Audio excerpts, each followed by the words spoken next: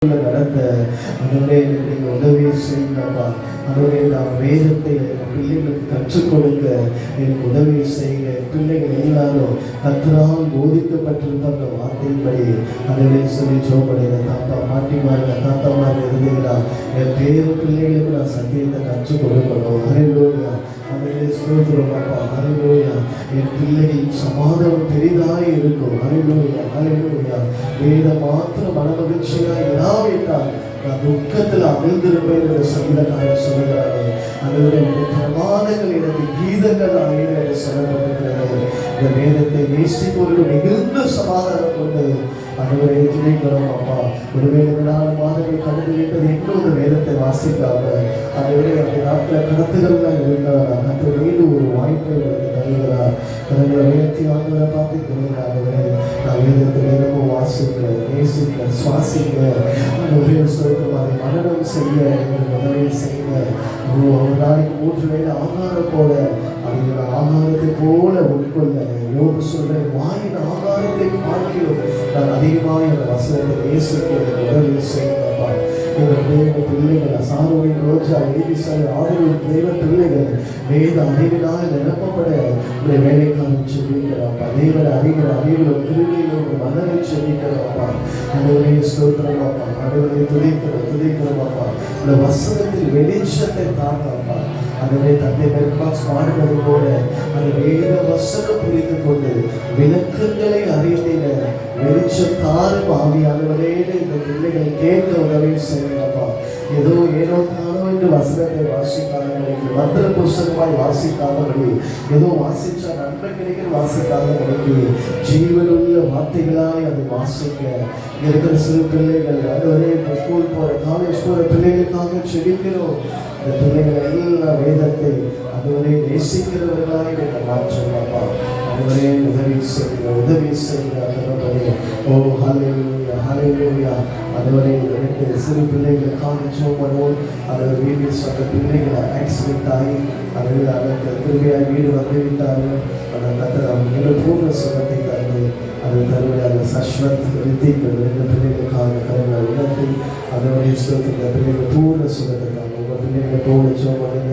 அந்த வேறொரு பிள்ளைங்க அதோடைய ஃப்ரெண்டை அதோடைய நீங்கள் சுகப்படுத்துங்க. இஷ்டப்பான்னு சொல்லி வாய்ந்த சஸ்வத் ரித்திக் அதோடைய ரட்சிக்கப்படாத குடும்பத்தை சேர்ந்த பிள்ளைங்க அதுவரை அந்த பிள்ளைங்களுக்கு அதுவரை அப்பா அதுவரை கண்ணில் காலில் அதுவரை தாடையில் அதோடைய கையில் இப்படி பல இடங்கள் அடிபட்டு அந்த பிள்ளைங்க இருக்கிறாங்கப்பா. ஒரு பூர்ண சுகத்தை அந்த பிள்ளைகளுக்கு நீங்கள் தாங்க.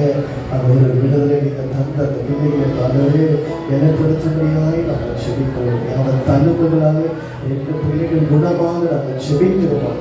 அந்த பிள்ளைகள் மறுபடியும் உற்சாகமாக ஆடி பாடி விளையாட அவனை பலப்படுத்தும்படியாக நாங்கள் செபிக்கிறோம். அதுபோல 19 வயது மாறுபடி அதுவரை அந்த விஷாந்த் ஒரு மகளுக்கான கரங்களை உயர்த்தி அதை போன் கேன்சர்னால் அது பாதிக்கப்பட்டிருக்கிறாங்க. நீட் எக்ஸாம் எதிர்ப்பு செய்திருக்கிறாங்க. அதை தயாரித்து கொண்டிருக்கிறார். கரங்களை உயர்த்தி அதனுடைய ஸ்தோத்திரமாக விஷா அந்த பேரை சுரேஷாவது அதனுடைய ஸ்தோத்திரமாக மகுவாச்சியில் இருக்கிறாங்க. அதனுடைய ஸ்தோத்திர சபைக்கு போகாத ஒரு குடும்பம். ஆனால் அவரை அவங்கள பாட்டி விசுவாசமாய் இயேசு சொல்லிக் கொடுப்பார் என்று சொல்லி அதை அவங்க பிரார்த்தனை செய்து கொண்டே இருக்கிறாங்க. கத்தர் அந்த பாட்டி அறிவார்கள் விசுவாசத்தை நடப்படுத்தி எல்லாரும் உங்கள் வீட்டு ஒரு மகளை போல அதனுடைய அந்த மகன் விஷாந்த விரும்பியாய் இறங்குவீராங்க. டாக்டர்ஸ் எந்த ஸ்டேஜில் சொன்னாலும் என் தேவன் ஹல்லேலூயா ஹல்லேலூயா அதனுடைய அந்த மாற்றி நல்லவராக இருக்கிறீர்.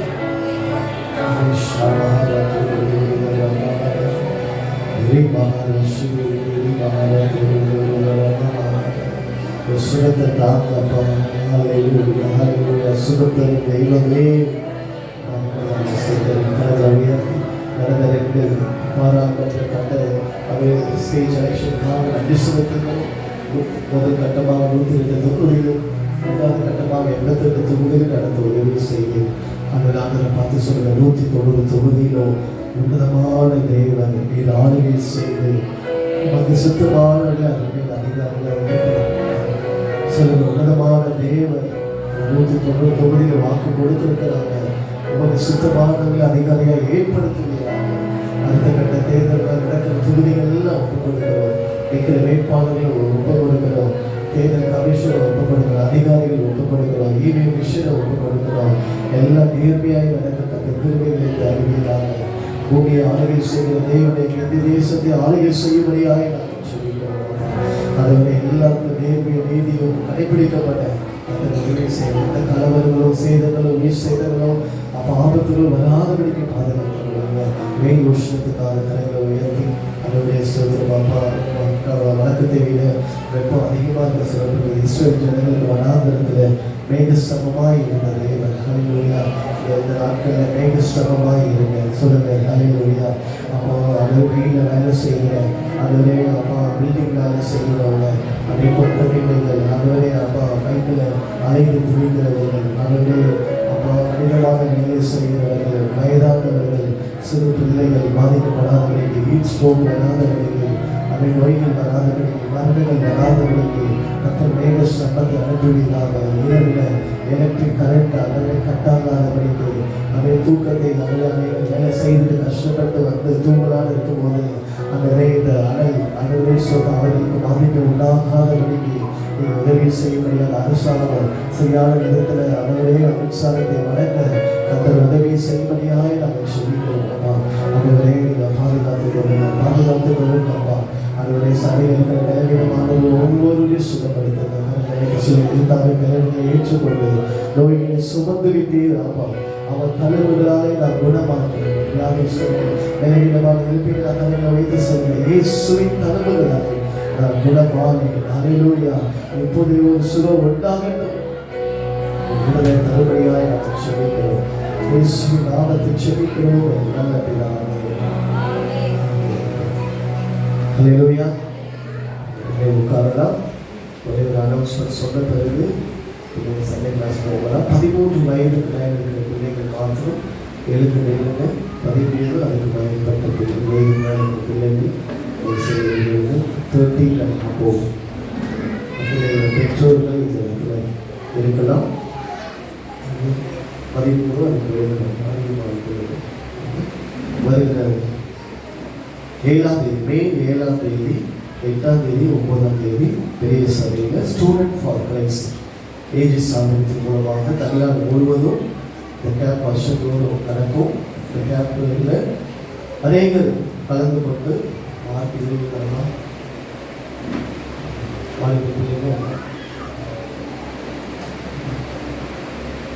இந்த கேம்பில் நீங்கள் கலந்து கொண்டு இந்த கேம்பில் அநேகர் கலந்து கொண்டு பரிசுத்தாவின் அபிஷேகத்தை பெற்றிருக்கிறார்கள். கடந்த வருஷம் போன பிள்ளைகள் நல்ல சாட்சிகளை சொல்லியிருக்கிறார்கள்.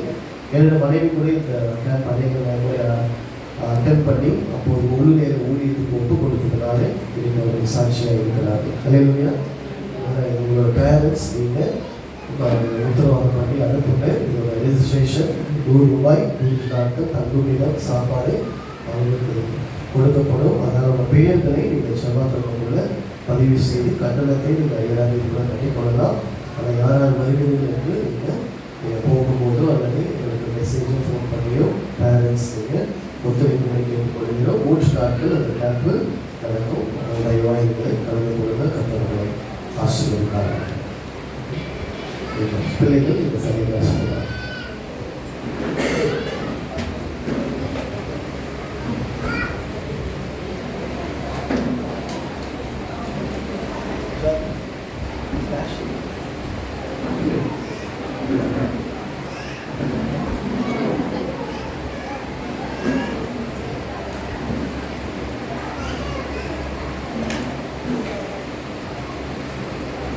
ஆண்டவராகிய இயேசு கிறிஸ்து நாமத்தினாலே உங்களை யாவரையும் வாழ்த்தி வரவேற்கிறோம்.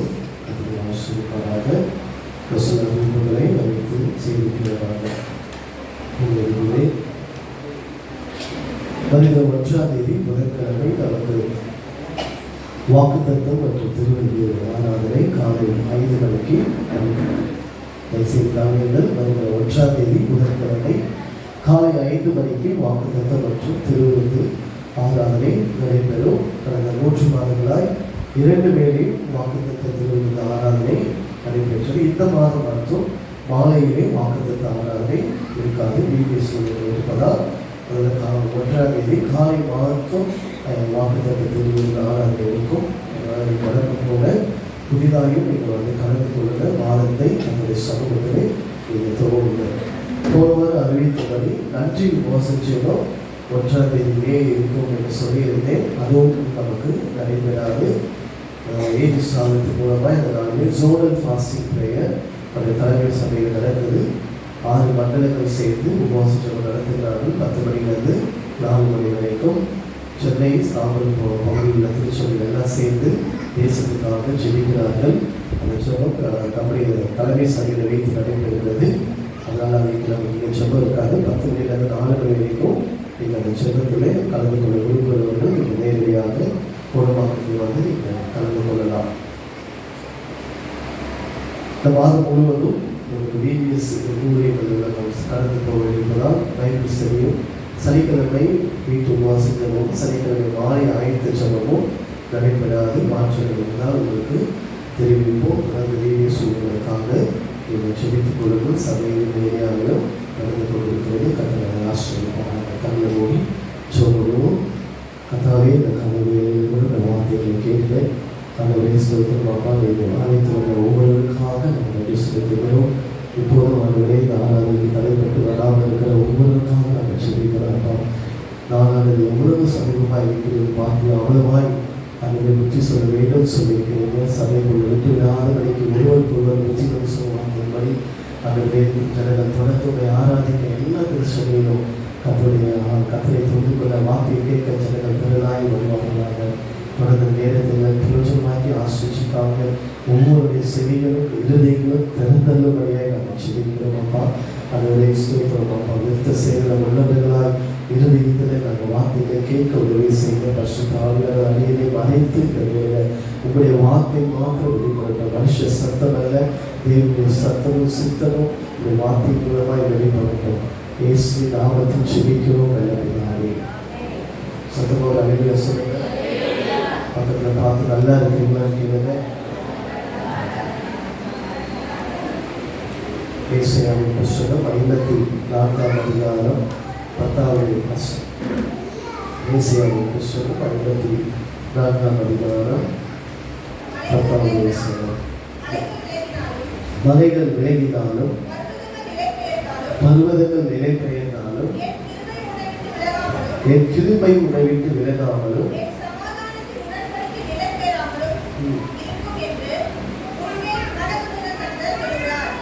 எல்லாம் சேர்ந்து ஒரு முறை வாசிச்சிருந்தா.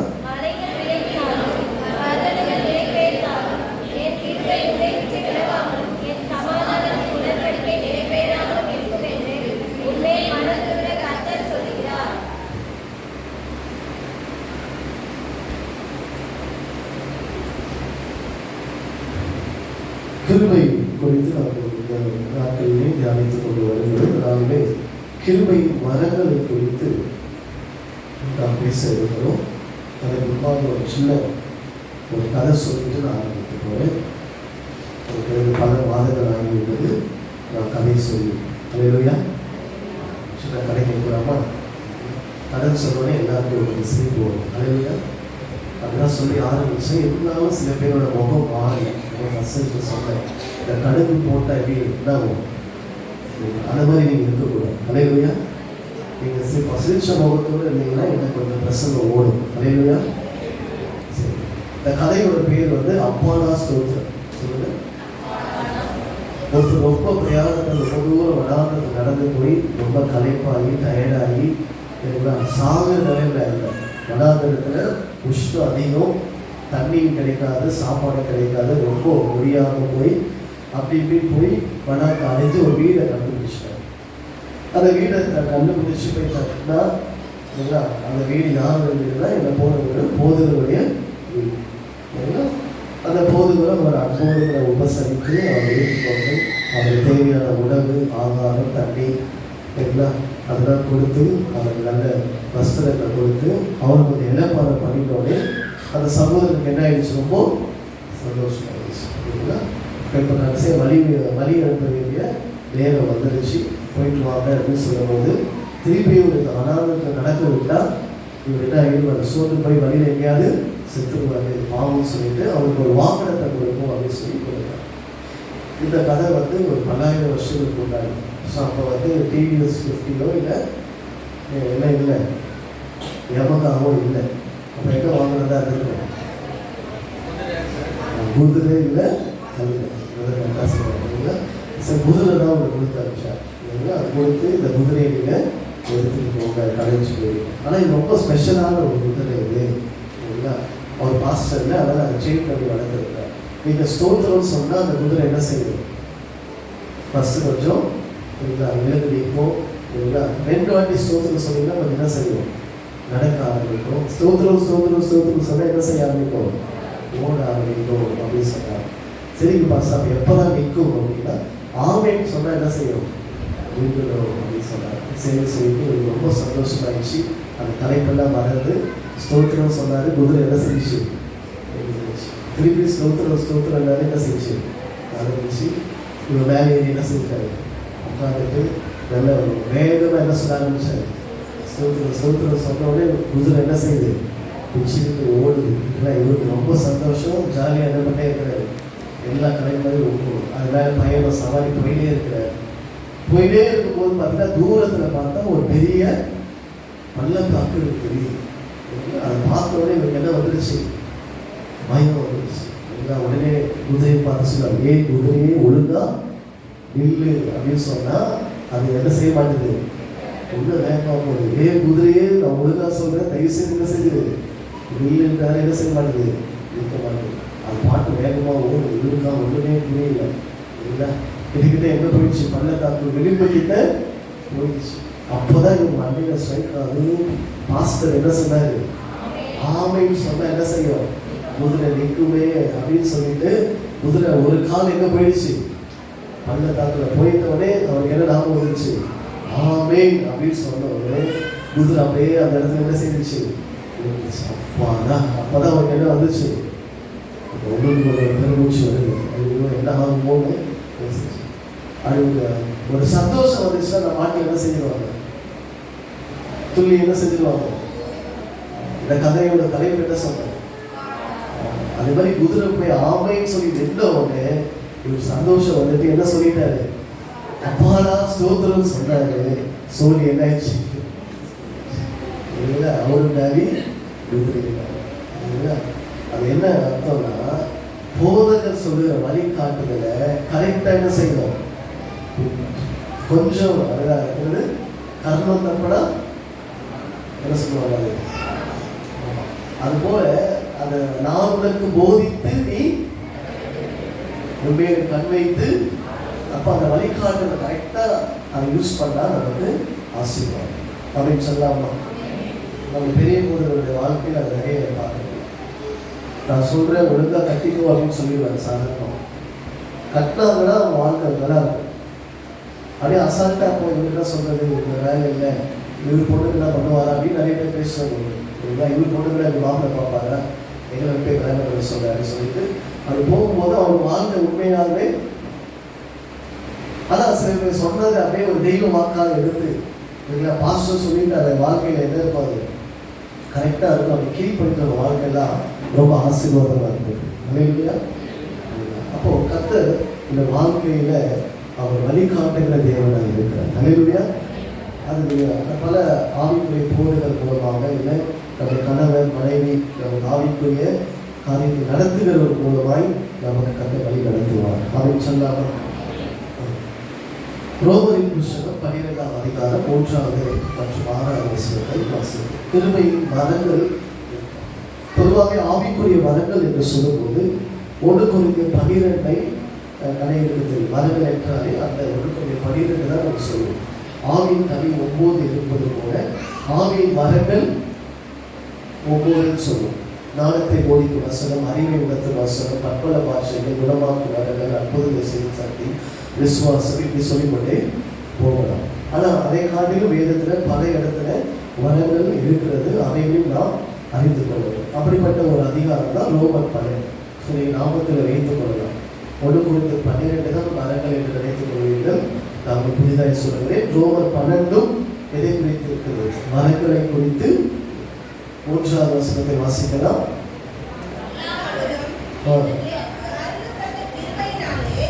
அல்லாமலும் எனக்கு அருளப்பட்ட அருள்.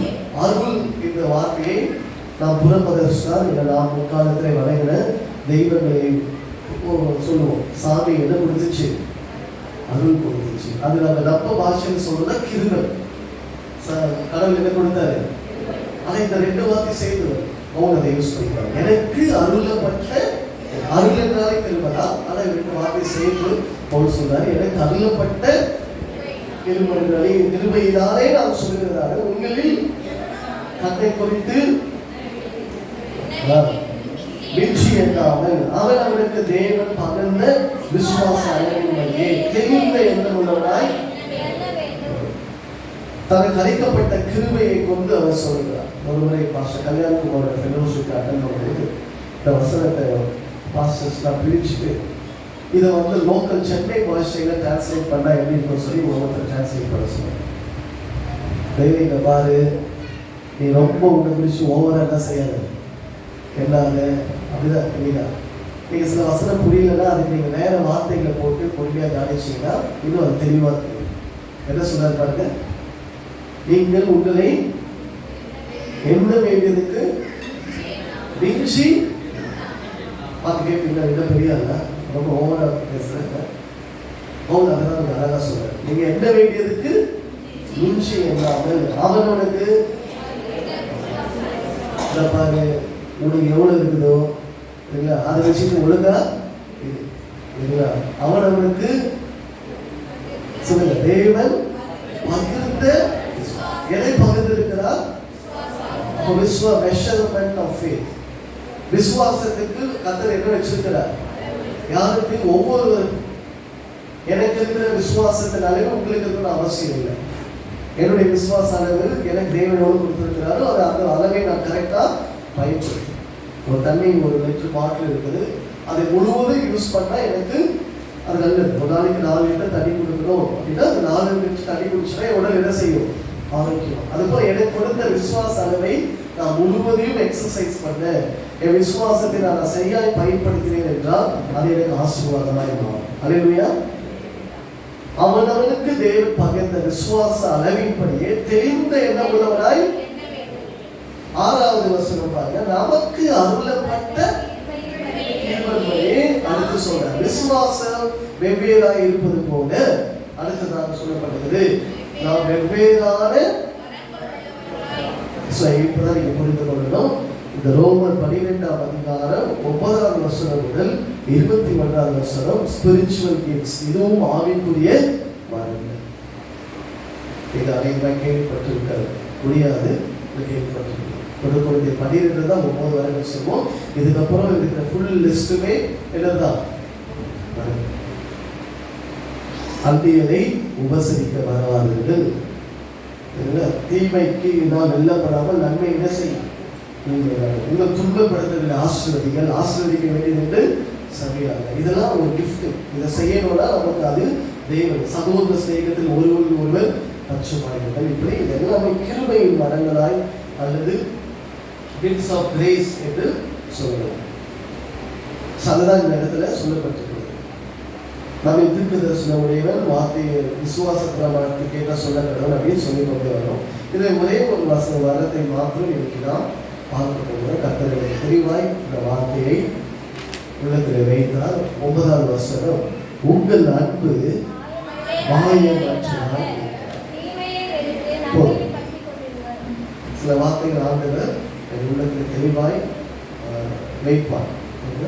அப்படி இந்த வார்த்தை எங்க இருக்கு தெரியாது, ஆனால் இந்த வார்த்தையை உள்ளத்தில் வைத்தால் உங்கள் அன்பு மாயமற்றதாய். இது ஆப்போசிட்ல சொன்னா உங்கள் அன்பு மெய்யான அன்பாய் இருக்கிறார், உங்கள் அன்பு பூரண அன்பாய் இருக்கிறார், உண்மையான அன்பாய் இருக்கிறார்.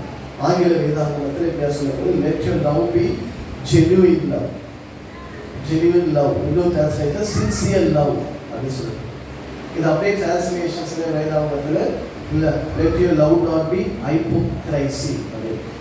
அது மாயமான பொய்யான அன்பு, ஏமாற்றுகிற அன்பு. உலகத்தில் காணப்படுகிற அன்பு எப்படிப்பட்ட அன்பு? ஏமாற்றுகிற அன்பு. அன்பு போல சொல்லி என்ன செய்வார்கள்? ஏமாற்றுகிறார்கள். அதுக்கு பேர் தான் என்னது? மாயமான. நீங்க பவுல் இதை ஒரு வரமாக சொல்கிறார்.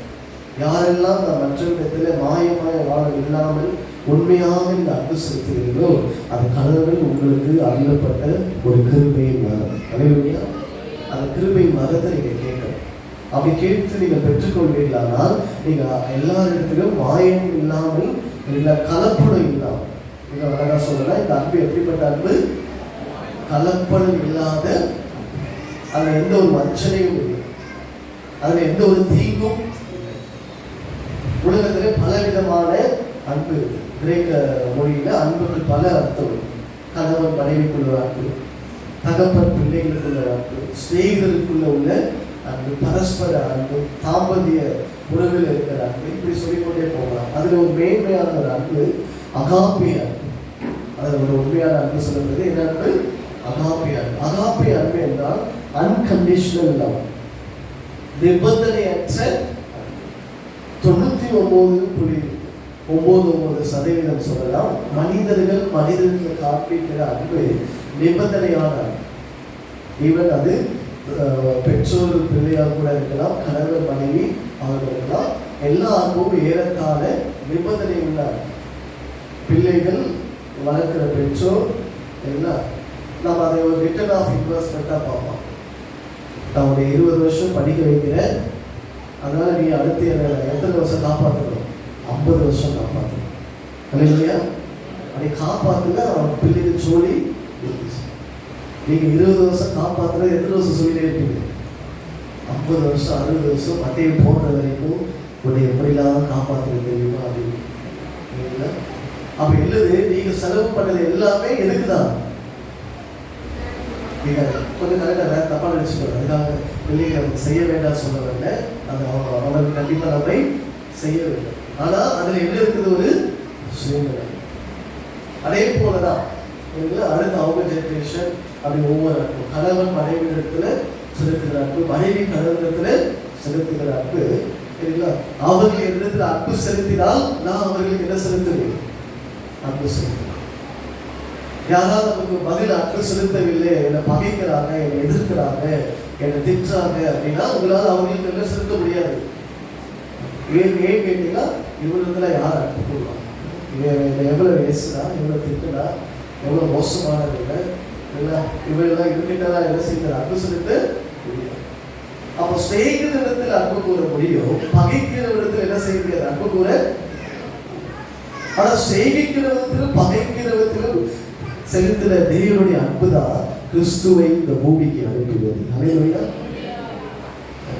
அதை நம்ம சரியா புரிந்து கொள்ளும். அப்ப அந்த அன்பில கலப்படம்.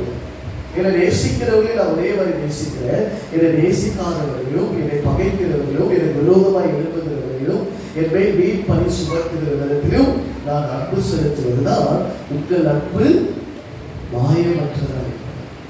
இப்படிப்பட்ட அன்பு செலுத்துவது ரொம்ப ரொம்ப கடினம். இப்படிப்பட்ட சுபாவ மனிதர்கள் மாறுவது கடினம். அந்த தேவை பரிசுத்த ஆவியானவர் இந்த இருதயத்தில் ஊற்றப்படுது.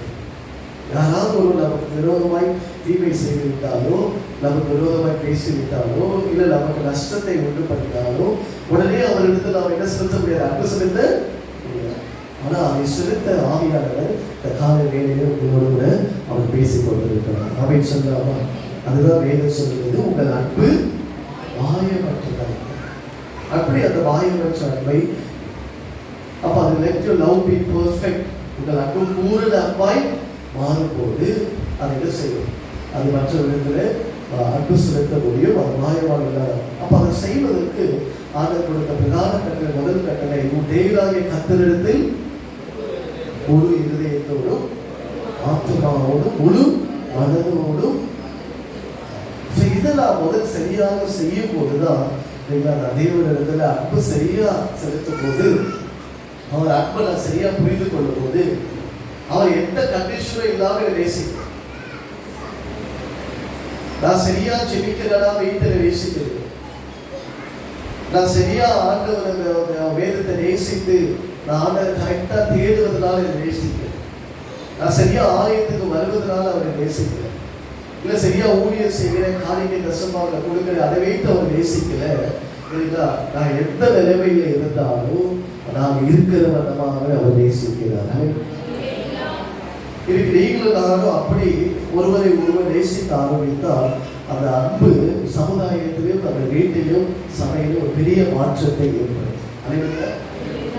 அந்த அன்பை செலுத்த நீங்களும் நானும் கடனாளிகளாய் அன்னை தெரசாவிடம் போய் இந்த பிள்ளைகளுக்கு உதவி செய்கிறோம் அப்படின்னு கரங்களை வீட்டும் போது அந்த எதிர்பக்கத்தில் அந்த அம்மாவுடைய மீது காரி முடிச்சாங்க. அந்த உண்மையிலேயே நம்ம கைகளில் விழுது.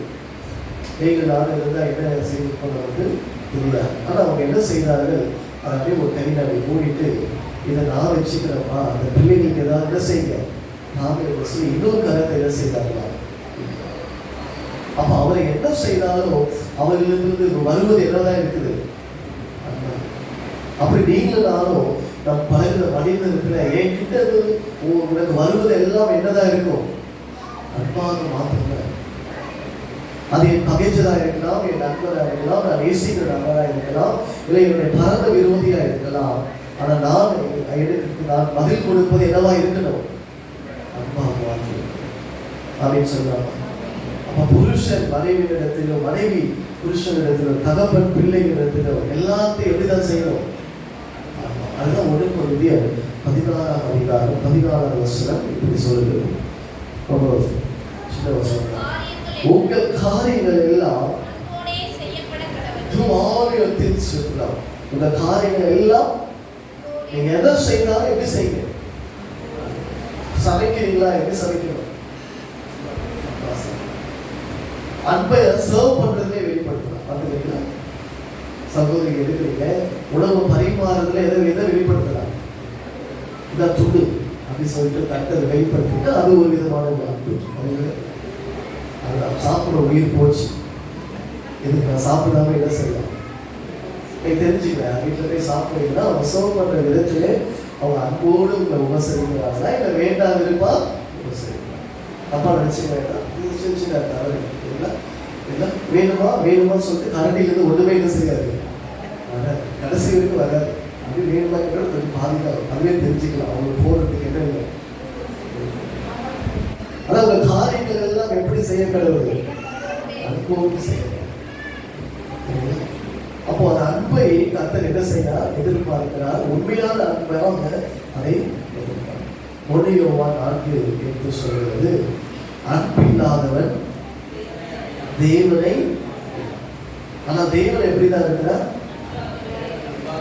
அப்ப என்னிடத்துல அந்த அன்பு இல்லை என்றால் நான் தேவனை அறிய வேண்டிய பிரகாரத்தில் இன்னும் என்ன செய்யல.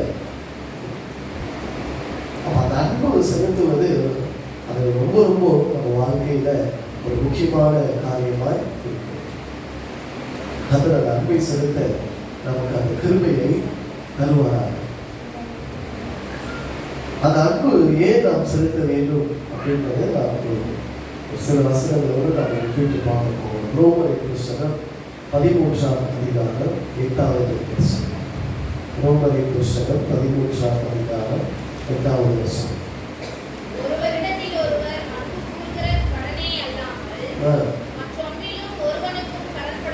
ஒருவரிடத்தில் ஒருவர் அன்பு கூறுகிற கடனே இல்லாமல் வேறொன்றிலும் என்ன செய்யாதீங்க.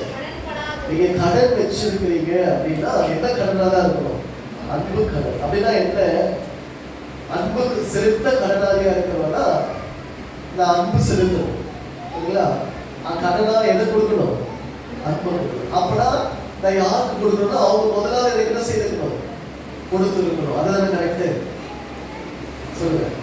அன்பு கடனா கொடுக்கணும்னா இல்லை நான் உங்ககிட்ட எதை வாங்கியிருக்கணும், அதான் அர்த்தம். பணத்தை கடனா வாங்கியிருக்கிறேன்னா திருப்பி அந்த பணத்தை. அதே போல அன்பு செலுத்த கடனாளியா இருக்கிறாங்கன்னா அவங்க என்கிட்ட முதல்ல கொடுத்துருக்கணும், கொடுத்துருக்கணும். அதை இப்ப நான் என்ன அன்பை பற்றி பேசியிருக்கிறேன், எப்படிப்பட்ட அன்பை சொல்லியிருக்கிறேன், வாங்கினா நிபந்தனையற்ற. அப்ப அன்பு செலுத்த ஏன் கடனாளியா இருக்கிறோம் அப்படின்னா, சரிங்களா, தேவன் எனக்கு என்ன கொடுத்துட்டாரு, அன்பை கொடுத்துட்டாரு, ஜீவனையை கொடுத்துட்டாரு. அதனால நான் மற்றவர்களுக்கு அன்பு கொடுக்க என்னவா இருக்கிறேன்.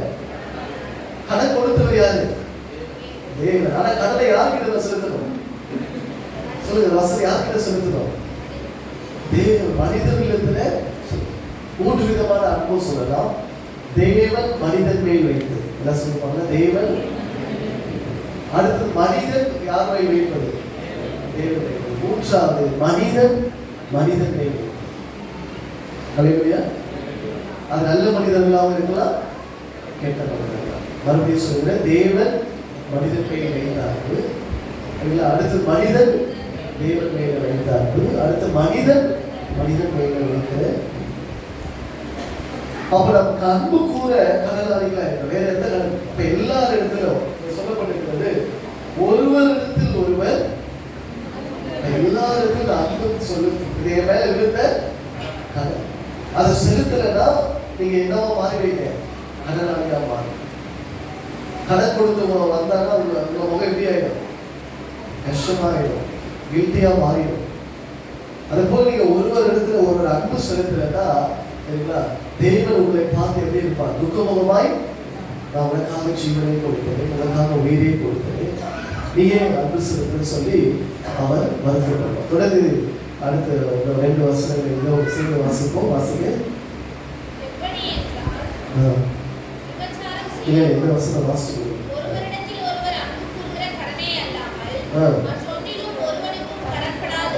மற்றொன்றிலும் கடன்படாது. இயேசு கிறிஸ்து நியாயப்பிரமாணத்தை நிறைவேற்றுகிறவராய் வந்தார். If I want to be like Jesus, இயேசுவை போல நான் மாற வேண்டும் என்றால் நானும் நியாயப்பிரமாணத்தை என்ன செய்யணும்? நிறைவேற்றும். ஆனால் எந்த மனிதனாலும் 613 கட்டளைகளை என்ன செய்ய முடியாது? பழைய ஏற்பாட்டில் நிறைவேற்ற முடியாது. ஆனால் அதை எப்படி நான் நிறைவேற்றலாம்? ஒருவரிடத்தில் ஒருவர், ஒருவருக்கு ஒரு அன்பா உண்மையா மாயமற்ற அன்பா இருந்தா நான் எதை நிறைவேற்றி விடுவேன்? நியாயப்பிரமாணத்தை தெளிவாய் பவுல் எழுதியிருக்கார். தொடர்ந்து வாசிகள். எப்படி என்றால், கொலை செய்யாதிருப்பாயாக,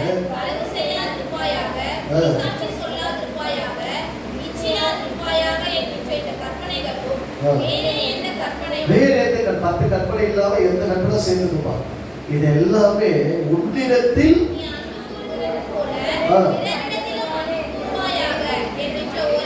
ஒரே வார்த்தையிலே தொகையாய்.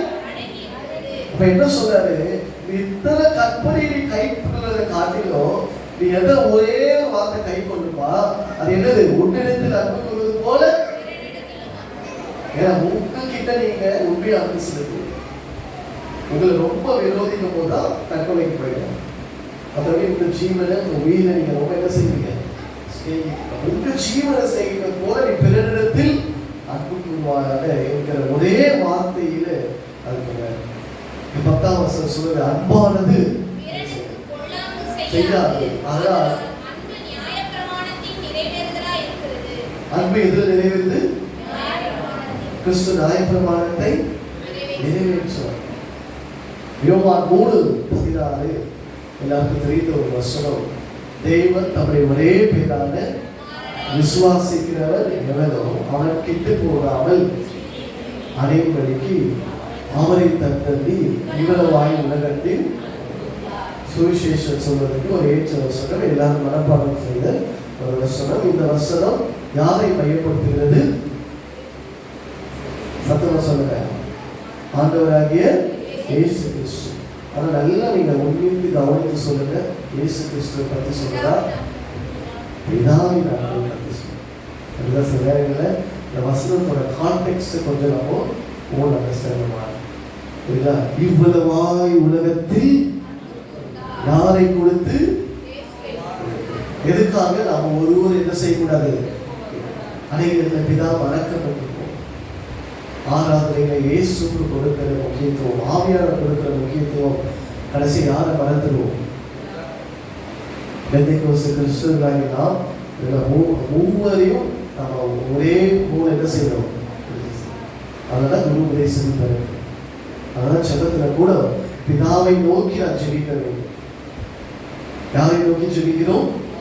யாருடைய நாமத்தினால ஜெபிக்கிறோம்? யாரோட உதவியோடு ஜெபிக்கிறோம்? தெளிவு நம்ம இருக்கிறத இந்த ஜெபம் ரொம்ப சுவாரஸ்யமாய் மாறும். அப்ப இந்த இடத்துல தேவனுடைய அன்பு எப்படி வெளிப்படுது? குமாரனை ஒப்பு கொடுத்திருந்தார். நீங்கள் நான் கெட்டு போக கூடாது, நித்திய ஜீவனை அடையபடி ஒப்பு கொடுத்ததால் அந்த அன்பு வெளிப்படுது. அப்ப பிதா தன்னுடைய அன்பை தன் மகனை காட்டிலும் உங்களை என்னையும் அதிகமாக நேசிக்கிறது. அல்லேலூயா. அதுதான் ஹைலைட். யாருமே தன் பிள்ளைகள் அதிகமாக என்ன செய்வாங்க? நேசிப்பாங்க. ஆனா அந்த பிள்ளையை காட்டிலும் உங்க மேல எவ்வளவு வைத்த அன்பினால யாரும் சாக்ரிஃபைஸ் பண்ண ரெடி ஆயிட்டாரு. இது முன்னோரமாக ஆபிரகாமை ஈசாக்கை பலியிட மோரியா மலையில் என்ன செய்தார்? ஒரு ஏகசுதனும் நேசிக்கிற புத்திரனும் நீ எனக்காக பலி. ஆனா ஆபிரகாமே பலி செலுத்துறாருப்பா. அப்ப நான் ஏன் பலி செலுத்துறேன்? குமாரன் ஒப்பு கொடுத்தா சொல்லி ஏற்கனவே ஆதி காலங்களிலே அவர் குமாரனை ஒப்பு கொடுக்க அவர் தீர்மானித்து விட்டார். ஹல்லேலூயா. யோவான் 3:16 போல 1 யோவான் 3:16 ரொம்ப முக்கியம். நாம் வைத்துக்கொள்ள யோவான் 3:16 போல அதுக்கு ஒப்பான இன்னொரு வசனம் 1 யோவான் 3. ரெண்டுமே அதே ஆசிரியரை எழுதியிருக்கிறார் வெவ்வேறு காலகட்டத்தில். அவர் தம்முடைய ஜீவனை இப்ப இயேசுவை குறித்து யோவான் அங்க பிதாவை குறித்து எழுதுகிறார். இங்க யாரை குறித்து எழுதுகிறார்? இயேசு கிறிஸ்து. அவர் தம்முடைய ஜீவனை நமக்கு கொடுத்ததினாலே அன்பு என்னவென்று we understand that love. நாமும் ஜீவனை கொடுக்க ரோமர் 13 வாசிக்கிறோம். எதை கொடுக்க கடனாளியா இருக்கிறோம்? இந்த இடத்துல என்ன வாசிக்கிறோம்?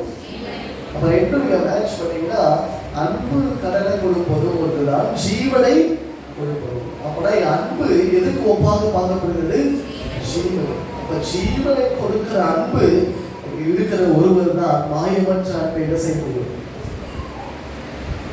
சில பேர் நண்பர்களை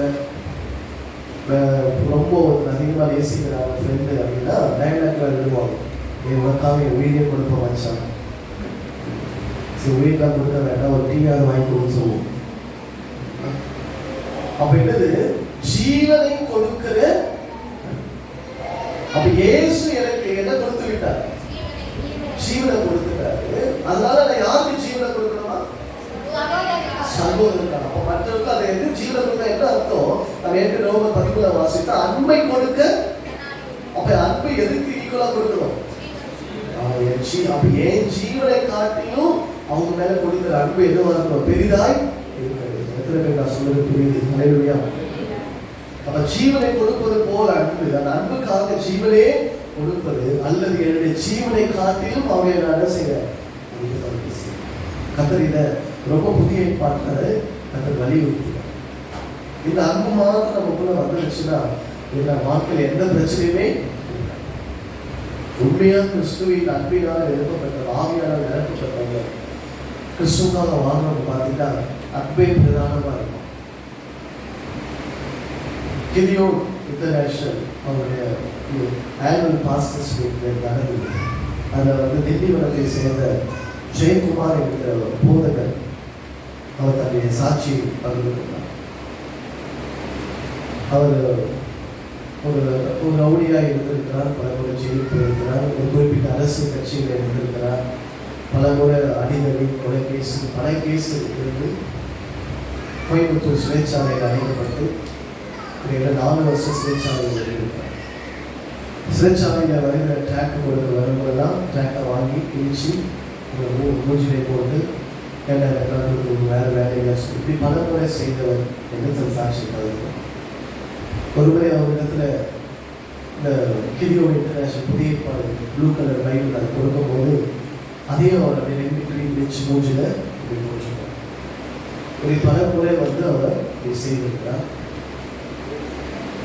அவர் 4 வருஷம் கழித்து அவர் மேலே ஏற்பட்ட குற்றத்தால அவருக்கு தீர்ப்பு வந்து விட்டது. அவருக்கு ஆயுள் தண்டனை அப்படின்னு சொல்லி வந்து ஏன்னா அவ்வளோ கேஸ் அவரால் அதே உடைஞ்சு போய் அழுதுருக்கிறார். அந்த நல்லவர் எல்லாம் அந்த நேரத்தில் மறுபடியும் அவர் கையில் சிறைச்சாலையில் இந்த கிதியோன் இன்டர்நேஷனல் ஊழியத்தின் மூலமாய் வேதம் கொடுக்கப்பட்டிருக்கிறது. அதே யோவான் 3:16 அவர் வாசித்திருக்கிறார், அதை பார்த்து ஜெபித்திருக்கிறார். உண்மையான அன்பு இது இருக்குமான குமாரை கொடுத்துருப்பாங்க அப்படின்னு சொல்லி அவர் ஜெபிக்க ஆரம்பிக்கும் போது அவர் வாழ்க்கையில கர்த்தர் கிரியை செய்திருக்கிறார். ஹல்லேலூயா. விளக்கமாக சொல்லலை, ஷார்ட் பண்ணிச்சாரு. பார்த்தீங்கன்னா அவங்க கத்தர் ஆயுதங்களை கொடுக்கப்பட்ட கைதி, அதுக்கப்புறம் கத்தர் இப்படி ஒரு வசனத்தை விசுவாசித்து அந்த சிறைச்சாலையில் அவங்க வாசிக்க ஆரம்பித்தோடனே அந்த வசனம் கிரியை செய்ய ஆரம்பிக்கிறது. அப்படி எத்தனையோ நபர்களை இந்த வேத வசனம் அனைவருடைய வாழ்க்கையில் என்ன செய்திருக்குது, கிரியை செய்வது. அப்படின்னு சொன்னாமா, இன்னைக்கு நம்ம கையில் இலவசமாக இல்லை, இந்த பல வருஷம் வேத்து எடுத்தனால இந்த மகத்துவம் நமக்கு தெரியாமல் இருக்கு. ஆனால் இன்னைக்கும் பல பேருடைய வாழ்க்கையை இது அப்படியே தலைகீழாக என்ன செய்து கொண்டிருக்கு, மாற்றிக்கிறது. கொரோனா காலத்தில் எத்தனையோ இடத்துல இந்த வேதங்கள் டிஸ்ட்ரிபியூட் செய்யப்பட்டு அநேக அற்புதங்களை செய்யும். சரி, இந்த வசனம் அப்படி அவர் வாழ்க்கையில் அவர் மாற்றத்தை ஏற்படுத்தி எல்லாத்தையும் அவர் வெளியே வந்து அப்படி இந்த வார்த்தையை நான் சொல்லுவேன்னு சொல்லி இன்றைக்கும் திண்டிவனம் பகுதியில் நல்ல வாட்டை சட்டமாக அங்கே இவன் பார்த்து ஓடி போனதா. ஆனால் இப்போ இன்றைக்கி பார்க்க நல்ல பயிற்சாரம் போட்டு அன்பின் சொல்லியாக அதை நம்ம மாற்றிருக்கோம்.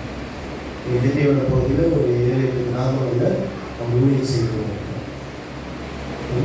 அப்போது அந்த கிறிஸ்துவின் அன்பு ஊற்றப்பட்டால் நம்முடைய சுபாவமே என்ன செய்யுது. எனக்கு 16 வருஷமாய் அவர் தொடர்ந்து அந்த இடத்துல ஊழியம் செய்து கொண்டிருக்கிறார். அப்போது நம்முடைய ஜீவனை காட்டிலும் மற்றவங்களை என்ன செய்யணும், நேசிக்கணும். யார் நம்மை பகைத்தாலும் நம்மை எதிர்த்தாலும் அவர்களிடத்துல நாம் என்ன செலுத்த வேண்டும், அன்பை செலுத்த வேண்டும். அப்படின்னு சொல்றாங்க. புருஷன் மனைவியாக இருக்கலாம், இல்லை மனைவி புருஷன். புருஷன் என்னை நேசிக்காவிட்டாலும் மனைவி யாரை நேசிக்கணும் சொல்லுங்க, புருஷனை நேசிக்கணும். புருஷன் ரட்சிக்கப்பட்டாலும் ரட்சிக்கப்படாவிட்டாலும் என்ன செய்யணும். அந்த காலத்தில் ஒரு டைலாக் யாரும் சொல்றது, கல்லானாலும் கணவன், இல்லை அடுத்தது ஃபுல்லானாலும் புருஷன். அதுவும் இருக்கு. புருஷன் ஃபுல்லாக வந்தால் கூட என்னது, அவர் யார் தான் புருஷன். அப்படி மாறினாதான் புருஷன் எதை விடுவார், விடுவார். நான் சொல்லலை, பேரு சொல்றேன். வாசிக்க 1 பேரு 3 அதிகாரம் 1-2 வசனம்.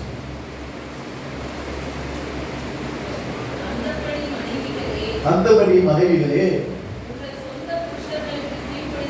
உங்கள் சொந்த புருஷனுக்கு என்ன செய்யுங்க. பேருக்கும் தெரிஞ்சிச்சு, பவுலுக்கும் தெரிஞ்சிச்சு. நம்ம அம்மாவா இருக்க புருஷனை தவிர எல்லாருக்கும் என்ன செய்வாங்க, பஞ்சாயத்து நடக்கும். நீ அவனுக்கெல்லாம் கீழ் பண்ணி, நான் சொல்ற ஒரு வார்த்தை என்ன செய்ய மாட்டேன், கீழ் பண்ணி. சொந்த புருஷர்களுக்கு என்ன செய்யுங்க, கீழ் பண்ணி. எல்லாம் ஸ்ட்ரெஸ் பண்ணி வருவீங்க. வாசி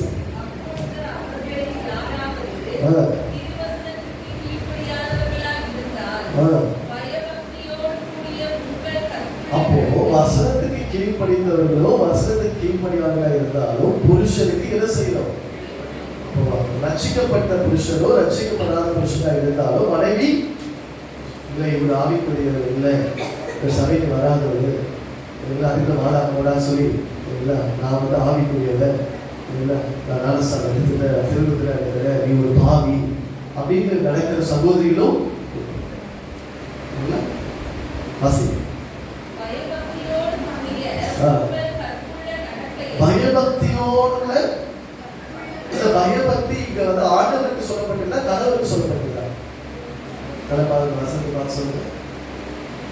பயபக்தியோடு கூடிய உங்கள், அப்ப பயபக்தி யாருக்கு சொல்லப்பட்டிருக்குது, அன்புள்ள மனைவிமார்களே நீங்கள் உங்கள் கணவனிடத்தில் என்ன செலுத்த வேண்டும், பயபக்தி. அல்லேலூயா சொல்லுங்க, என்ன செலுத்த வேண்டும். சரி, பயம் இருக்கலாம்ப்பா, சதுல பக்தி இருக்கு இல்லையா, கண்டுபிடிச்சு செலுத்து இல்லைங்களா. உங்கள் கணவனிடத்தில் எதை செலுத்தணும், பயம் பிளஸ் பக்தி இல்லையா. பக்தியில அப்படி கொஞ்சம் என்ன செய்யணும், அவங்கள வணங்கணும். வணங்கணும் என்னது, அவங்கள ஏற்றுக்கொள்ளும் இல்லைங்களா, அவர்களே உயர்த்தி வைக்கணும். அதனால ஆண்டவருக்கு மேல இல்லை இல்லைங்களா. அப்படி இப்போ பயபக்தியோடு உங்கள் கற்புள்ள நடக்கையினாலே அவர்கள் பார்க்கணும். எதை பார்க்கணும், கணவர் எதை பார்க்கணும் சொல்லுங்க. பயபக்தி உள்ள நடக்கையை பார்த்தா என்ன நடக்கும் பாருங்க, போதனைகள். மனைவி பாருங்க, போய் யாருக்கு அட்வைஸ் பண்ணாதீங்க. நீங்க அட்வைஸ் பண்ணவே தேவை. நீ என்ன பண்ண போதும்? பயபக்தியா உங்க கற்புள்ள நடக்கிறதுனாலே என்ன செய்யலாம்? போதனையின்றி எழுது நடக்கையினாலே என்ன செய்யலாம்? இதை செய்ய முடியும். கணவர் என்ன செய்ய முடியும்? ஆதாயப்படுத்த டீச்சிங்ல எதுவுமே சொல்லிட்டாரு, சர்ச்சைக்கு வா, அதுதான் என்ன அன்பு, அகாப்பே. அப்படி அந்த நடக்கை அந்த மனுஷன் செய்ய வேதம் ஒருபோதும் போய் சொல்ல அப்படின்னு சொல்லலாம். இதோட ஒரு விகல்பமா இருக்கலாம், இந்த நடைமுறைக்கு சாத்தியம் நீங்க யோசிக்கலாம். கண்டிப்பா நான் சொல்றேன், இந்த வசனத்தின்படி அநேக ரட்சிக்கப்பட்டிருப்பாங்க அப்படின்னு சொல்லலாம். அப்படிப்பட்ட மனைவி மாதிரியே கத்தர் வைத்து அப்ப பாருங்க, இந்த அன்பு ஒருவருக்கு ஒருத்தர் என்ன செய்யணும்? மனைவி புருஷன் சம்பாதிச்சு கொடுத்தா நேசிப்பேன் அப்படின்னு யாரும் இருக்கக்கூடாது.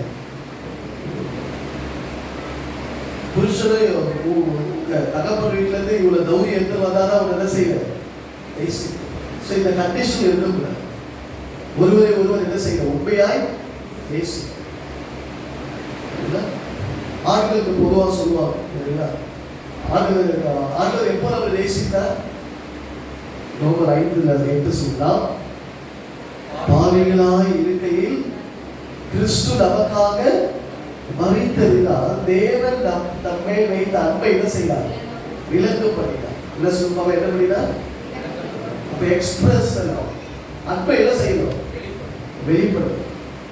ஆண்களுக்கு இருக்கிற ஒரு நல்ல சுபாவம் என்னன்னா, அன்பை என்ன செய்ய மாட்டாங்க? அன்பு வந்து டெபாசிட் பண்ணி வைப்பாங்க. எல்லா ஆண்களும் என்னோட ஒரு ஆராய்ப்பாங்க, ஒரு அன்பை என்ன செஞ்சு இருக்கிறீங்க? டெபாசிட் பண்ணி. ஏங்க கொஞ்சமாவது இடிக்காத ஒரு அன்பை, கல்யாண நாளுங்க, இது குழந்தைங்க, ஒரு நல்ல நாள் இடிக்காத ஒரு அன்பை வெளிப்படுத்துங்க அப்படின்னா, நாங்கள் அன்பெல்லாம் காண்பிக்க மாட்டோம். எங்கே தான் வச்சுருப்போம்? இல்லைங்க வச்சுருக்கோம். அதை நாங்கள்லாம் சொல்ல மாட்டோம். அது செய்ய வேண்டிய நேரத்தில் என்ன செய்யணும்? கரெக்டாக வெளிப்படுத்தும். கடைசியாக கல்லறை போகிற வரைக்கும் என்ன செய்ய மாட்டாங்க. ஏன்னா அவங்க அன்பை என்ன பண்ணிட்டே வராங்க. நான் எவ்வளவு நேசிக்கிறது தெரியுமா? ஒன்றும் தெரிய மாட்டேங்குது. எங்க இருக்குது? ஜெனரல் எல்லாரும். அதனால பார்த்தீங்கன்னா ஆண்டவர் சரிங்களா, புருஷர்களே உங்கள் மனைவிகள் என்ன செய்யுங்க? என்ன செய்ய மாட்டாங்க சரிங்களா? அதுக்காக இருக்குது. அதுக்கு இந்த அம்மா எதுவும் செய்ய மாட்டாங்க, கீழ் பண்ணிக்கலாம். மாற்றி சொல்லியிருந்தா ரொம்ப ஈஸியாகிடும் சரிங்களா. புருஷர்களே உங்க மனைவிக்கு கீழ் பண்ணிக்கிறது நம்ம ஆளுங்களுக்கு எது ரொம்ப ஈஸி. ஏன்னா எங்க ஆரம்பிச்சது?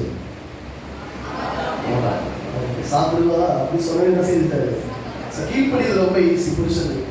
ஆனா எது கஷ்டம்? அன்பு சொல்லு. அவங்களை கடினமா நடத்தாதீங்க, பலவீனமா பார்க்க சொன்னாலும் அப்ப இதை கீழ்படிச்சிட்டோம்னா அது அந்த குடும்பம் வந்து நல்ல ஆசீர்வாதமாய். பொதுவாகவே ஆண்களுக்கு இருக்கிற ஈகோனா மனைவி பேச்சு செய்யக்கூடாது, கேட்கக்கூடாது. கேட்டால் அது என்னவா மாறிடும். சொசைட்டியில் ஒரு நம்மளோட பேர் இருக்காது. பார்த்தீங்கன்னா நம்ம அம்மா மாதிரி புருஷனை என்ன பண்ணிட்டாங்க? எங்களை போட்டாங்க. இது வரைக்கும் என் பேச்சு கேட்டுருந்தா யார் பேச்சு கேட்க ஆரம்பிச்சிட்டாங்க. இந்த பயமே கணவர் மாதிரி யார் சொல்லிட்டு யார் பேச்சு கேட்க மாட்டாங்க. பேச்சு இல்லை. ஸோ கீழ்படுகிறது ஈஸி. ஆனால் ஆண்டவர் என்ன சொல்றாரு? கீழ்படி வேண்டாம் இல்லை, ஆனால் அதை காட்டில் எது முக்கியம்? அதுவே புருஷர்களே சரி, மனைவியில என்ன செய்யுங்க? உங்க சொந்த புருஷனுக்கு என்ன செய்யுங்க? அப்ப இது ரெண்டும் மேட்ச் ஆகும் போது அந்த மாயமற்ற அன்பு உண்டாகும். அல்லேலூயா. இந்த குடும்பம் ரொம்ப ஆசீர்வாதம். இவரெல்லாம் செக் பண்ணி ரெண்டு மேட்ச் ஆகிடுச்சுன்னா உண்மையா நீங்க அன்பை எக்ஸ்பிரஸ் எப்படி பிதாவாகிய தேவன் குமாரனை அனுப்பி அன்பை என்ன செய்தாரு? அது பொதுவாகவே மனைவி எதிர்பார்ப்பான், அன்பை எதிர்பார்ப்பான். அது எத்தனை வருஷம் ஜோடி ஆனாலும் நீங்க ஒன்றா சர்வே பண்ணிப்பாங்க. கல்யாணம் ஆகி 50 வருஷம் இருந்தாலும் அவங்க பர்த்டே அன்னைக்கு அவங்க என்ன செய்யணும்? அவங்க புருஷன் ஏதோ சர்ப்ரைஸாக என்ன கொடுக்கணும்? நீ கிளம்பி ஆச்சு முடிக்கிறதுக்கு கிஃப்ட் அப்போல்லாம் என்ன செய்ய மாட்டாங்க, அக்செப்ட் பண்ண அவங்களுக்கு என்ன எதை வெளிப்படுத்தணும்? அந்த அன்பு எப்படிப்பட்ட அன்பா இருக்கணும்? மாயமற்ற அன்பாக கிட்ட கற்றுக்கணும் அப்படின்னு சொல்லாம இதுதான் ஆண்டவர் கொஞ்சம் ஆண்டோட அன்பை வேகமாக டச் பண்ணுறேன். யோவான் 15:13 வருஷம். யோவான் புஸ்தகம் 15:13.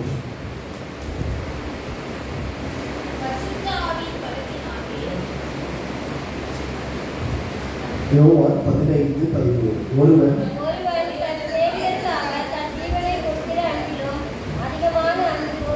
செய்கிற எல்லா காலத்தையும் செய்யும். இப்போ நான் எங்க சொல்றேன், ஃப்ரெண்டுக்காக உயிரையே கொடுத்த போல இயேசு அவருக்கு செய்கிறதா இருக்கிற சீஷர்களை பார்த்து சொல்லுவாங்க.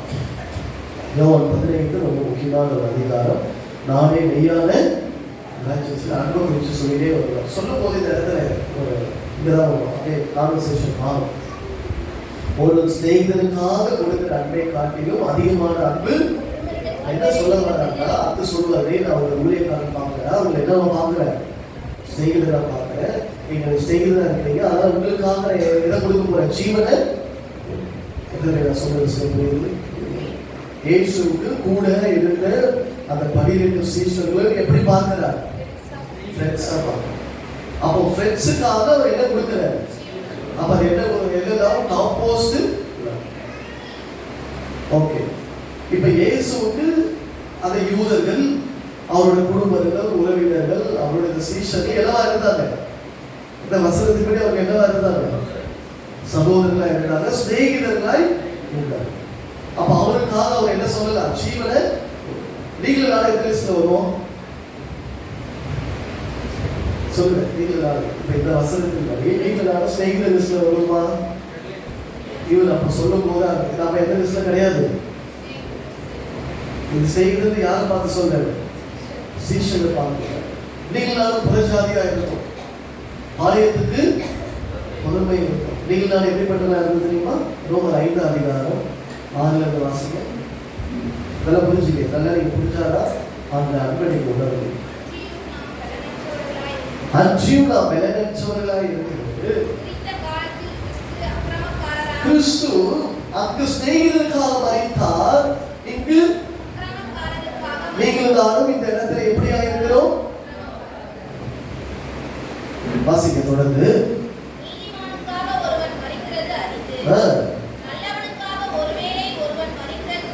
நீதிமானுக்காக ஒருவர் மரிப்பது, நல்லவனுக்காக ஒருவேளை பரவாயில்ல, ரொம்ப நல்லவருக்கு அவளுக்காக என்ன கொடுக்கலாம். ஆனா இயேசு யாருக்காக மரித்தார், நான் பாவி. அதுக்கு முன்னாடி வசனம் என்ன பார்த்தோம், நல்லா புரிஞ்சுங்க. அக்கிரமக்காரருக்காக மரிக்கிறார், பாவிகளுக்காக மரிக்கிறார். அடுத்த வருஷம் வாசிங்க. அடுத்த வருஷம் போயிடுங்க. நாம் தேவனுக்கு அவருடைய குமாரனின் இப்ப தேவனுக்கு எப்படி இருக்கணும், அது 6 இருந்து 10 வரைக்கும் சொல்லுங்க. தேவனுக்கு நீங்களா எப்படி இருந்தோம், அக்கிரமக்காரனா இருந்தோம், பாவியா இருந்தோம்.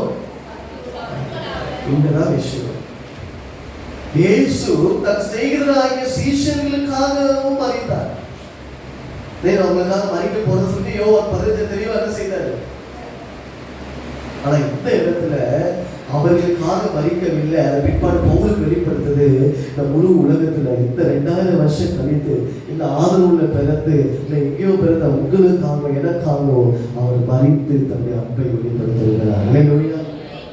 இங்கதான் அந்த அன்பு என்னவா மாறுது, அதான் போய் அன்பாய். அதை நான் சொல்ற விஷயம் புரியுது. அப்ப இயேசு சிநேகிதருக்காக மரித்தார். அப்ப அதனால என்ன வெளிப்படுத்தப்பட்டிருக்குது, வாசிக்கலாமா? 1 யோவான் 4 அதிகாரம் 7 11 ரெண்டு வாசிச்சு நம்ம முடிக்க போறோம். 1 யோவான் 4 அதிகாரம் 7 11. அந்த அன்பு எப்படி உண்டாய் பிரியமானவர்களே,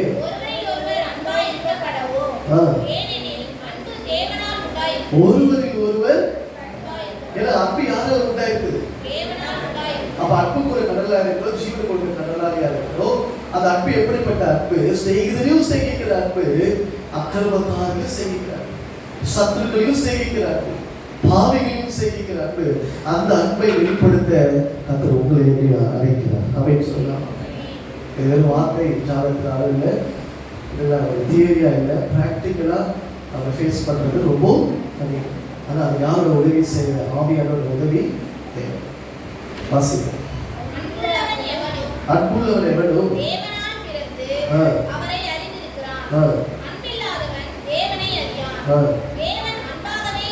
தேவன் அன்பாகவே இருக்கிறார்.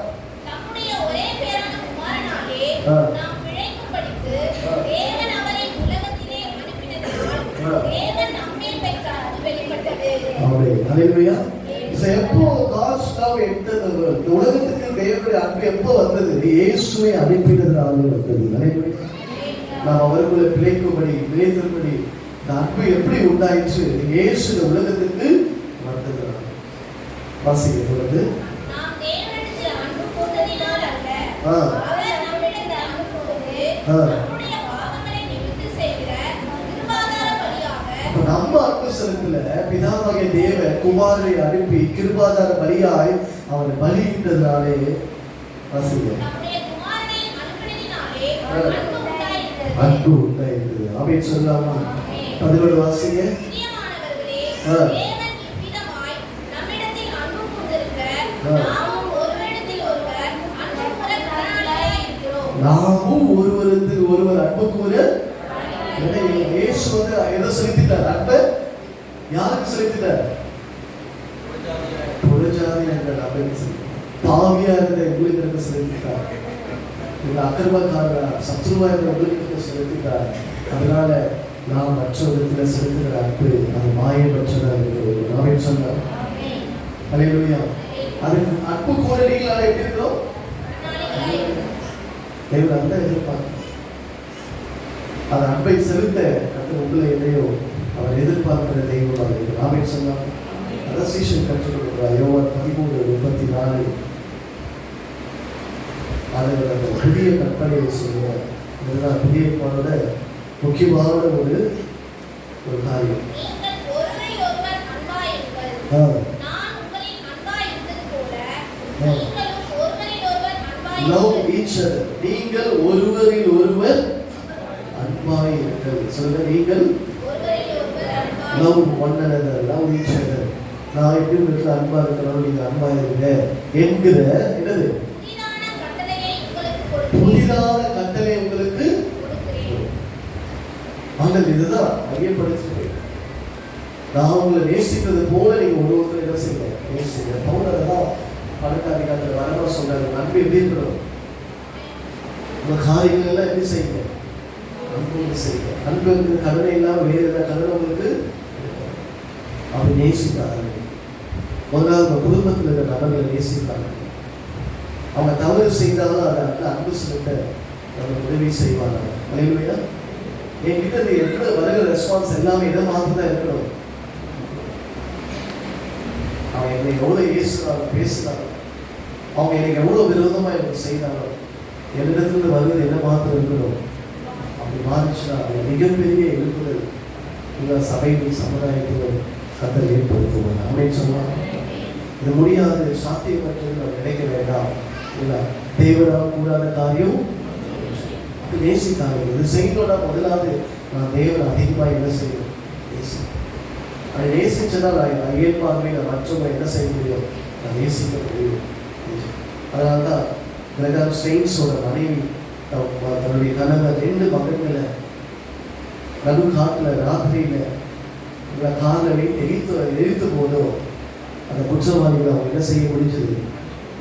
சாதாரண விஷயம். நமக்கு ஒரு சூழ்நிலை ஏற்படுத்தா தொடர்ந்து அதே இடத்துல அவங்க அடுத்த சில வருஷங்கள் இருந்து என்ன செய்தார்கள், ஊழியம் செய்யவும் கத்தர் அவங்க இடம் கொடுத்தார். நம்முடைய அன்பு அப்படியா என்ன செய்யும்? ஒருவேளை இந்த மற்ற இடத்துல அன்பு செலுத்திக் கொண்டு அதிகமாக முதல் உங்க வீட்டில் உங்க கணவன், உங்க மனைவி, பிள்ளைகள், சகோதரர்கள், மாமனார், மாமியார், தாத்தா, பாட்டி இவங்க கிட்ட இருந்த அன்பு எப்படி இருக்கும்? அன்பு எதிர்பார்க்க அந்த அன்பு எப்படி இருக்கும்? மாயமற்றுதான் இருக்கணும். அப்படின்னு சொல்லாமல் கடைசி ஒரு வசனத்தை சொல்லி நான் 1 யோவான் 3ஆம் அதிகாரம் 18 அன்பை நான் எப்படி சொல்லி தருவீர்கள்?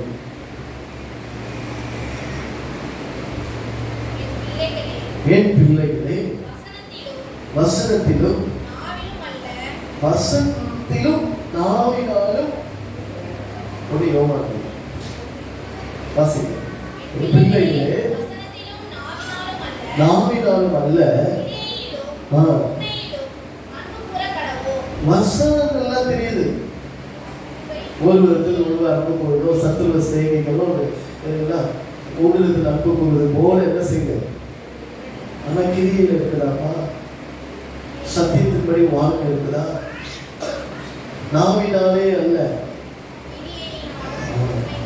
சில பேர் வாயிலே என்ன சொல்லுவாங்க, மனசு மாதிரி இல்லைங்களா?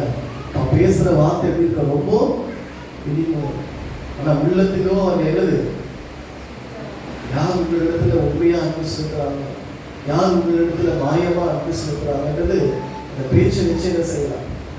அதனால இங்கே ரொம்ப அழகாக எழுதுறாரு இல்லையா? 3:18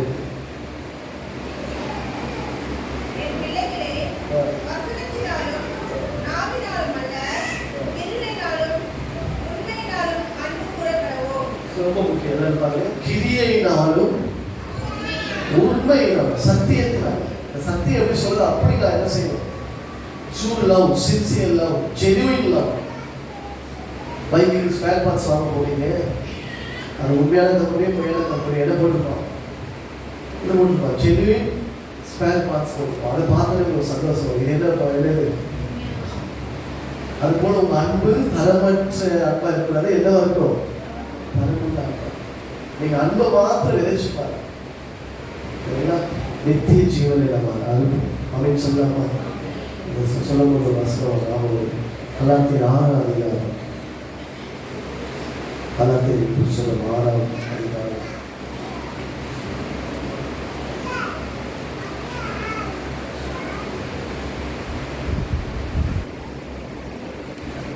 8வது வசனம். தன் மாம்சத்துக்கென்று விதைக்கிறவன் ஆவிக்கென்று விதைக்கிறவன். சத்தியத்தை நீங்க கை கொள்ளும் போது நீங்க எங்க விதைச்சு விதைக்க ஆரம்பிக்கிறீங்க? ஆவிக்குரிய வாழ்க்கையில சத்தியத்தை செய்கிறது, மாயமற்ற அன்பு இல்லை, எதை எதிர்பார்க்காம அன்பு செலுத்துறது, தீமை செய்யறதுக்கு நன்மை செய்யறது. அப்படி சொல்லும்போது அந்த ஆவியினால நான் எதை அறுக்க போறேன்? அடுத்த சொல்ல நன்மை செய்கிறதுலே நான் கலந்து போகாதனால் ஏற்ற காலத்தில் என்ன செய்வோம் அப்படின்னு சொன்னாலும் கட்டளை பாதைகள் அந்த வாழ்க்கையில எதிர்ப்போம். அதனால்தான் வலது போக எதிர்ப்புற வெள்ளாடு செம்மாடியாடு பிடிச்சிட்டு அவர் சொல்ல, நான் பசியாக இருந்தேன், எனக்கு என்ன கொடுக்கல, நான் தாகமாய் இருந்தேன், நான் வஸ்திரம் இல்லாத இருந்தேன், நான் சிறைச்சாலையில் இருந்தேன், என்ன செய்யல, பார்க்க வரல, வியாதியாக இருந்த விசாரிக்க வரல. ஆனால் கிரியை எதிர்பார்க்க உட்காந்து வசனத்தை சொல்லிட்டு இருக்கிற ஒருத்தன் வஸ்திரம் இல்லாமல் இருக்கிறான், குழுல நடக்கிறான், அவனுக்கு சுவிசேஷம் சொன்னாரப்பா, முதல்ல எதிர்ப்படு, வஸ்திரத்தை கொடு, அவனுக்கு ஆகாரத்தை கொடு, சூப்பம் கொடு இல்லையா? அந்த அன்பை முதல்ல என்ன செய்யும்? அதான் கிரியை இல்லாத விசுவாசம். அப்ப அன்பை நம்ம என்ன செய்யணும்? நம்ம கிடைக்கிற வாய்ப்புல அந்த கிரியையினால வெளிப்படுத்த வேண்டும் அப்படின்னு சொன்னா நீ உலகத்தை அதை நல்லா செய்யறாங்க. நல்லா என் மனைவி நாட்டில் கூட பார்க்க இங்கே போகும்போது ரோமெட்டை ரயில்வே ஸ்டேஷன் இறக்கி விட்டு நான் இங்கே போனால் அவங்க ரோமெட்டில் வந்து போவாங்க. அவங்க ஸ்டேஷன் படிக்கட்டு ஏறும்போது 10-10:30 மணி இருக்கும். இந்த பெருக்கிறவங்க இருப்பாங்க. ஒரு இந்து மனிதர் நல்ல வயதானவர். இவர் 2 பேரை பார்த்துருக்காங்க. முதல்ல ஒரு அம்மாவை பார்த்துட்டு சிரிச்சுட்டு இந்த மாதிரி இந்த சாப்பிட்டியாம்மா அப்படின்னு கேட்குறாரு. அன்பு கேட்டு இல்லைங்க சாப்பிடலையா அப்படின்னு சொல்லிட்டு சாப்பிட்றவங்க ஏதோ சொல்லியிருக்காங்க.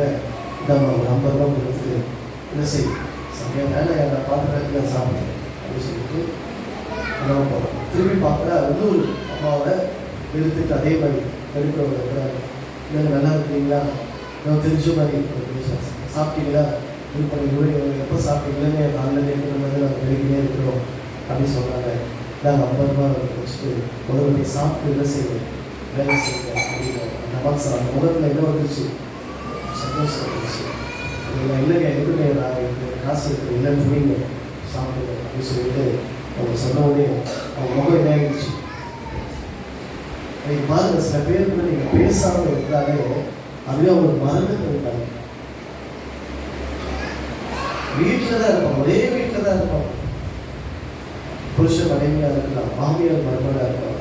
ஆனால் ஒரு வார்த்தை கேட்க மாட்டாங்க. சாப்பிட்டியா, தூங்குறீங்களா என்று அப்படி சொல்லி ஒரு அவங்க எதிர்பார்க்கறதுலாம் என்ன ஒரு அன்பான ஒரு விசாரிக்குது. அதை சரியாக நம்ம புரிஞ்சு கொண்டு அதை நம்ம செயல்படுத்தினோம்னா நமக்கு ஈகோட தளர்த்துட்டு அப்படி நம்ம அன்பை விதைச்சோம்னா இல்லைங்களா கர்த்தர் நம்ம வாழ்க்கையில் பெரிய காரியங்கள் செய்வோம். ஹல்லேலூயா. நம்ம அன்பு எப்படி இருக்கிறோம் அப்படின்னு போயிட்டு ஆண்டவர் சமூகத்தில் இது ஒப்பு கொடுக்குறீங்களா? கர்த்தருடைய காலையிலே தெளிவாக இந்த வார்த்தையை என் உள்ளத்தில் இருந்தார். ஆவியானவர்களோடு கூட ஆவியானவர் பேசி இருக்காரு விசுவாசிக்கிறேன். அவருடைய துக்கத்தோடு கூட இவங்க மேலே அன்பு செலுத்த மாற்றாங்க அப்படின்னு சொல்லிடுவேன். அது ஆவியானவர் சொல்லுறாரு, நான் அக்கிரமங்களுக்காக அன்பு செலுத்துறதில்லை, நான் பாவிக்காக அன்பு செலுத்துறதில்லை, சத்துருக்குன்னு அன்பு செலுத்துறதில்லை. அந்த அன்பு ஏன் நீ செலுத்தக்கூடாது? அவங்க நேசிச்சாதான் நீ நேசிப்பதா? ஆயக்காரரும் பாவிகள் அப்படியே செய்கிறாரு. அதான் மத்திய 5 சொல்றாரு, உங்களை ஸ்நேகிக்கிறவர்களே நீங்கள் ஸ்நேகிக்கிறீங்களா? அதுதான் பலன் இல்லை. கொஞ்சம் ஒரு படி உங்களை பூர்ணப்படுத்த விரும்புகிறார். உங்களை பூர்ண சக்குணராக பூர்ண மாற்ற விரும்புகிறார். என்னை மாற்ற விரும்புகிறார்.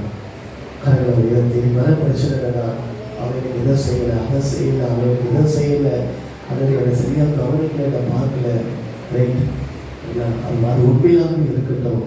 நான் இருந்தாலும் இயேசு என் மேலே நான் எவ்வளோ மோசமான அன்பு செஞ்சதுனால அதனை நீங்கள் சொல்லியிருக்கீங்க, உங்களிடத்தில் ஒரு அன்பாய் இருங்கள், என் கற்பனையை கை கொடுங்க. நான் நைட்டை பார்த்துக்கிற அளவு அவங்க நேசிச்சாலும் நேசிக்காவிட்டாலும் நான் என் நேசிக்கிறேன்ப்பா.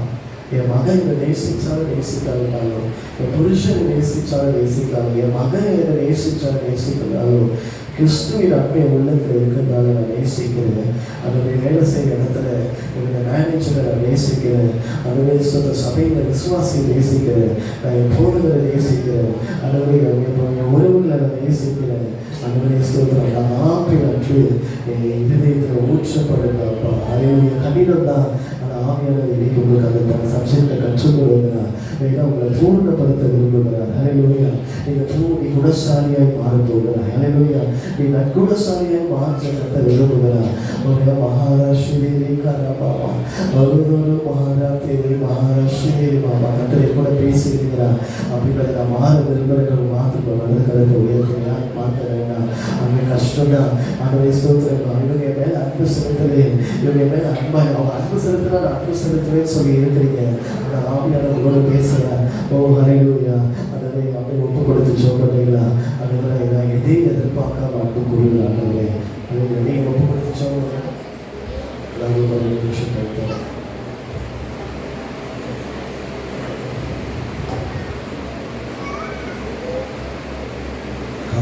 please.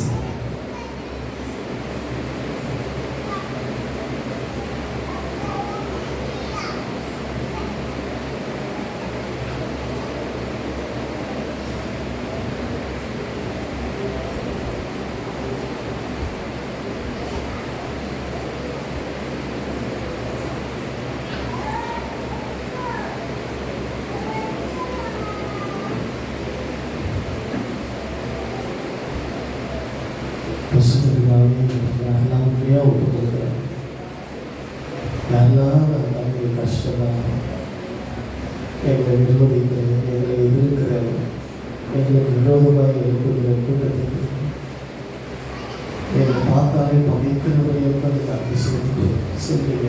அந்த அன்பு உண்மையான அன்பாக இருக்குன்னு சொல்றீங்க, மாயமற்ற அன்பாக இருக்குன்னு சொல்றீங்க. இந்த வார்த்தையை கைக்கொள்ள கிருபை எங்களுக்கு தாங்க. யாரெல்லாம் ஒப்பு கொடுத்தாலும் அவங்க வாழ்க்கையில் எப்படி செய்யுங்க. அப்போது இந்த பிள்ளைகளை ஆசிரியங்க, ஒப்பு கொடுத்த பிள்ளைகளை ஆசிரியங்க, மாற்றங்களை நாம் பார்க்க உதவி செய்யும். விதைத்திருக்கிற தெய்வங்களே செய்யலாம். இயேசு நாமத்திற்கு பிரார்த்தனை கத்தரிஸ்தோம்.